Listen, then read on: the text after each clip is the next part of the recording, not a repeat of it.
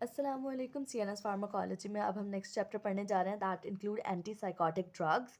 Basically anti psychotic drugs जो है वो किस डिजीज़ को ट्रीट करने के लिए दी जाती हैं, सबसे पहले उसके बारे में बात करते हैं। That is शीज़ोफ्रेनिया। शीज़ोफ्रेनिया एक क्रॉनिक साइकोसिस डिजीज़ होती है जिसमें क्या होता है, जो पेशेंट होता है ना वो बेसिकली कंप्लेन कर रहा होता है या उसमें जो सिम्टम्स होते हैं वो क्या होते हैं, डिल्यूजन्स हो रही होती हैं कि उनको फॉल्स फ्रॉम बिलीव्स होते हैं कि डिफरेंट चीज़ों पर हेलुसिनेशंस हो रही होती हैं। Hallucinations could be visual, auditory या कोई गस्टेटरी या ऑल्फैक्टरी। मोस्ट कॉमनली जो शिज़ोफ्रेनिया के पेशेंट्स में हेलुसिनेशंस मिलती हैं वो ऑडिटरी होती हैं, वॉइसेस उन्हें सुनाई दे रही होती हैं, एंड डिस्टर्बेंस इन थॉट। ये मोस्टली जो होती हैं एडोलेसेंस पेशेंट्स में हो रही होते हैं। नेचर ऑफ शिज़ोफ्रेनिया या इसके दूसरा नाम हम कह सकते हैं सिम्टम्स ऑफ शिज़ोफ्रेनिया की बात की जाए तो that could be positive symptoms and a negative symptoms. Positive symptoms के लिए जो दूसरे वर्ड इस्तेमाल होते हैं डैट इंक्लूड एक्यूट और एक्टिव सिम्टम्स, जबकि पैसिव सिम्टम्स के लिए या नेगेटिव सिम्टम्स जो हैं उन्हें कहा जाता है क्रॉनिक या पैसिव सिम्टम्स। पॉजिटिव सिम्टम्स में आ जाता है disturbance in thought, delusions and hallucinations, जो कि इसके बहुत करेक्टरिस्टिक सिम्टम्स हैं। नेगेटिव सिम्टम्स में आता है कि social withdrawal, loss of drive, diminished affect, पॉसिटी of speech, impaired personal hygiene, ये सारे इसके नेगेटिव सिम्टम्स हैं। अब जो हमारे पास एक्यूट, एक्टिव और पॉजिटिव सिम्टम्स हैं उनके लिए हम जो ड्रग्स दे रहे होते हैं या जो क्लास ऑफ ड्रग दे रहे होते हैं that are the typical antipsychotics. Typical anti typical का मैं डिफरेंस आपको आगे बताती हूँ।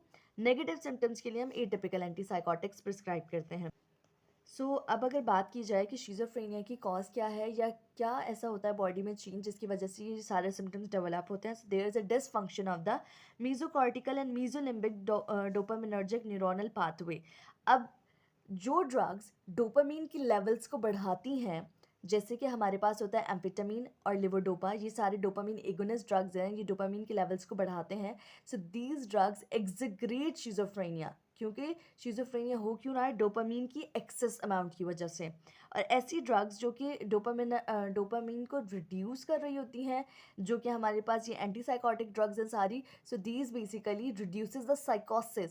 साइकोसिस मतलब जो क्रॉनिक साइकोसिस है, ये डिजीज़ शिज़ोफ्रेनिया, उसको रिड्यूस कर रही होती है, रिलीव कर रही होती हैं। Now classification of antipsychotic drugs की बात की जाए तो सबसे इंपॉर्टेंट बात यह है कि शिज़ोफ्रेनिया जो है ये हमारे पास इन एंटीसाइकोटिक ड्रग्स के ज़रिए क्योर नहीं होती, कंप्लीटली ट्रीटेबल नहीं होती ये डिजीज़ विद एंटीसाइकोटिक। बल्कि क्या होता है, जो इसके साइंस एंड सिम्टम्स होते हैं जैसे हेलुसिनेशंस, डिल्यूजन्स, ये सब जो होते हैं ये बेसिकली डिमिनिश्ड हो जाते हैं by the help of this antipsychotic drugs. Now we have two types of antipsychotic drugs. First generation, जिसका दूसरा नाम typical older and conventional drugs होती हैं। Second generation atypical and newer drugs. जो हमारे पास टिपिकल एंटीसाइकोटिक ड्रग्स होती हैं, they have high affinity for the dopamine D2 receptors, जबकि ए टिपिकल की बात की जाए तो they have a greater affinity for the serotonin receptors, that is the 5-HT2 receptors. Now the typical first generation जो drugs हैं उनकी दो बेसिकली क्लासिफिकेशन फर्दर की गई है on the basis of potency, high potency and low potency. High potency में आ जाती हैं फ्लूफेनाजीन, हेलोपेरिडोल एंड लॉक्सिपिन। लो पोटेंसी में क्लोरप्रोमाजीन एंड थायोराइडाजीन। जो हमारे पास हाई पोटेंसी ड्रग्स होती हैं, दीज कॉजेज एक्स्ट्रा पैरामाइडल सिम्टम्स, जबकि लो पोटेंसी में sedation and postural hypertension develop होती है एज एन एडवर्स इफेक्ट, बता रही हूँ। जबकि जो एटिपिकल है उनमें आ जाती है क्लोजापाइन, कैरिप्राजीन, ओलेंजापाइन, रेस्पेरिडोन। इनमें जो एटिपिकल जो हमारे पास ड्रग्स होती हैं, जो न्यूअर एंटीसाइकोटिक्स डेवलप हुई हैं, इनमें एक्स्ट्रा पैरामाइडल सिम्टम्स के होने के चांसेस कम होते हैं। इनमें रिस्क किस चीज़ का ज़्यादा है, मेटाबॉलिक डिस्टर्बेंस की, जैसे diabetes, hyper cholesterolemia, weight gain. इसके अलावा जो इनकी एक बहुत इंपॉर्टेंट ड्रग है क्लोजापाइन, ये डिफरेंट जगहों पे रिपीटेडली मैं इसकी स्पेसिफिक फीचर्स बताती रहूँगी। सो क्लोजापाइन जो होती है ये रिजर्व्ड है for the treatment of refractory patients. क्यों ये हर पेशेंट में यूज़ नहीं कर सकते, बिकॉज इसका एडवर्स इफेक्ट बहुत ज़्यादा है और बहुत सिवियर है कि बोन मैरो सप्रेशन कर देगा और सीजर्स एंड ऑर्थोस्टैसिस कॉज करवाएगा। So due to these adverse effect clozapine is reserve for only for the refractory patients. Now what is the difference between typical atypical. सबसे पहले तो हमने बता दिया कि हाई एफिनिटी कौन से रिसेप्टर्स के लिए रखते हैं। जो हमारे पास टिपिकल है वो डोपामीन के लिए, जो एटिपिकल है वो सेरोटोनिन के लिए। सेकंड ये है कि जो हमारे पास सेकंड जनरेशन है एटिपिकल है, इनमें एक्स्ट्रा पैरामाइडल सिम्टम्स होने के चांसेस कम होते हैं।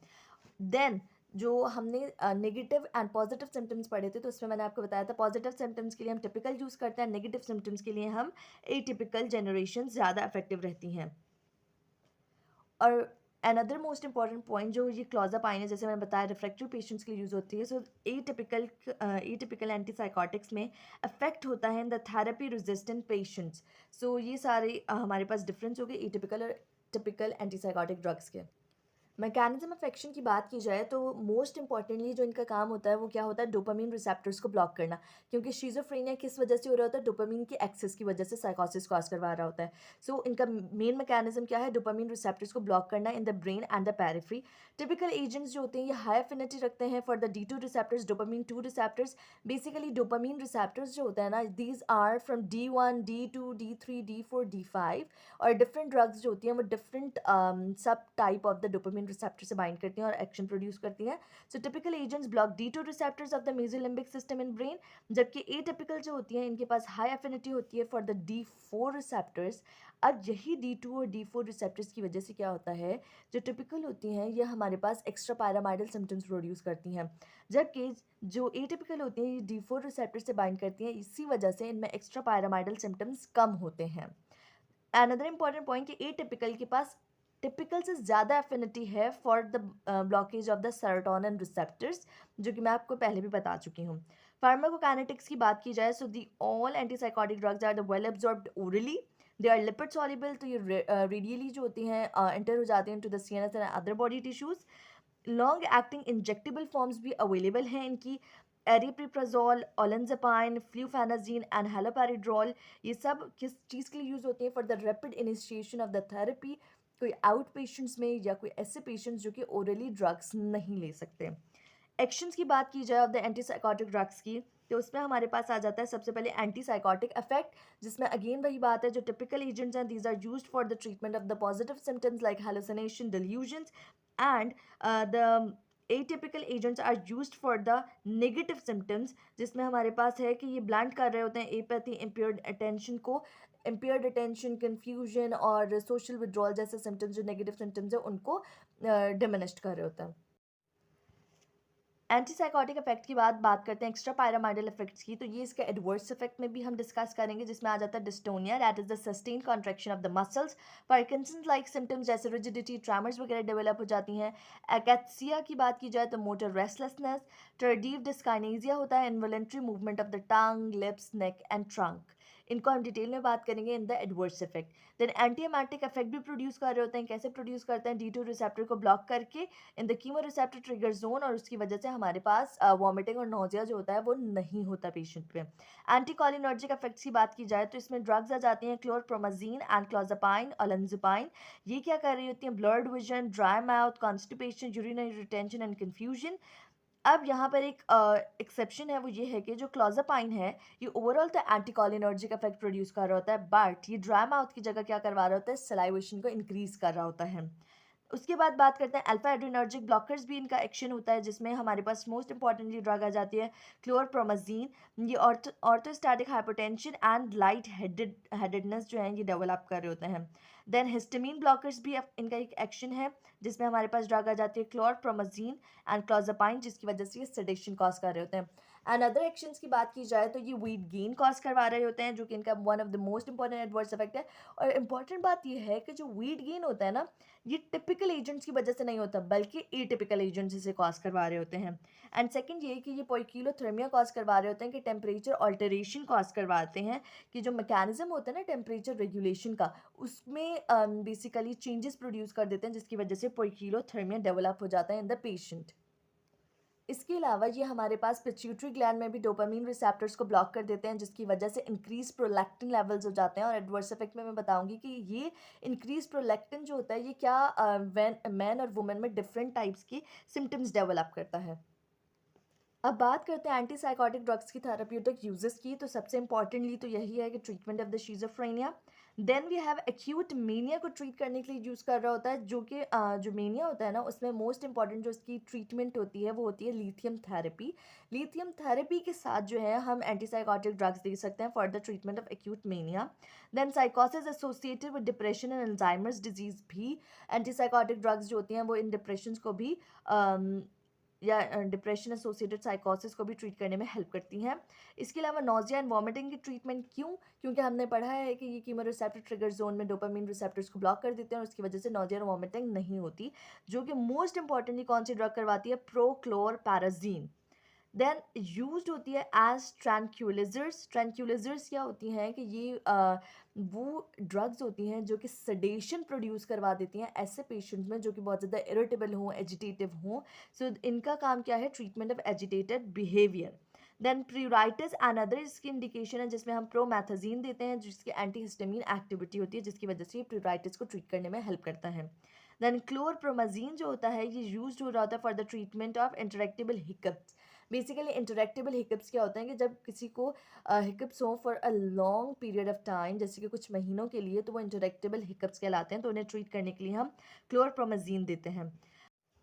देन नेक्स्ट थेरेप्यूटिक यूज़ की बात की जाए तो पाइमोजाइड एक ड्रग होती है जो कि यूज्ड हो रही होती है for the Tourette disorder. Tourette disorder क्या हो रहा होता है? जिसमें हमारे पास मोटर एंड फोनिक टिक्स हो रही होती हैं।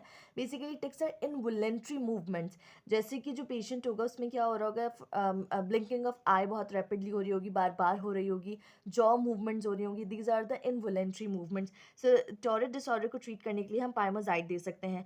देन वी हैव राइसपैरिडोन या एरीपिप्राजोल। ये अप्रूव्ड है for the management of the disruptive behaviour and irritability secondary to autism. तो ऑटिज्म की जो साइंस एंड सिम्टम्स होते हैं उन्हें थोड़ा सा डिमिनिश्ड करने के लिए हम ये दो ड्रग्स यूज़ करते हैं। Then we have a lurasidone जो कि treatment of the bipolar depression के लिए अप्रूव्ड है। And the most important drug that is the paliperidone. Paliperidone किस चीज़ के लिए यूज़ हो रही होती है? Schizoaffective disorder.